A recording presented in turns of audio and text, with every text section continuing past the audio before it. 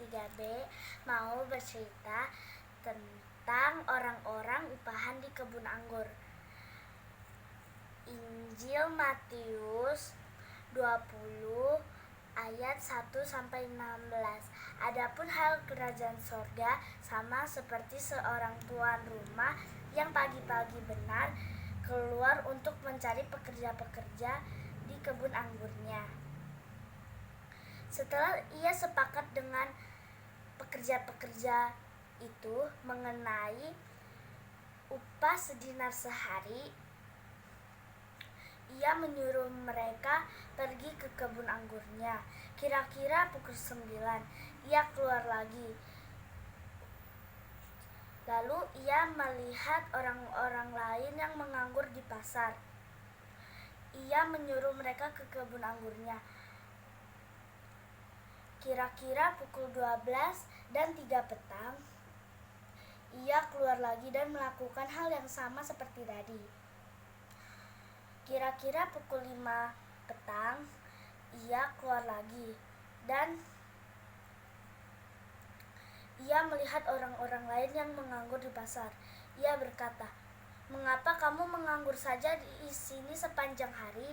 Mereka berkata kepada tuan itu, "Karena tidak ada yang mengupahi kami." Lalu tuan itu berkata kepada mereka, "Pergilah ke kebun anggurku."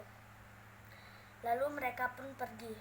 Setelah malam, tuan itu berkata kepada mandornya, "Panggillah mereka pekerja-pekerja itu, mulai dari dengan yang terakhir sampai yang terdahulu." Lalu mandor itu pergi dan memanggil mereka. Lalu datanglah pekerja-pekerja itu mulai dari yang terakhir.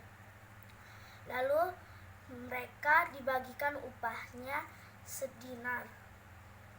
Lalu mereka pergi dan datanglah pekerja-pekerja yang terdahulu.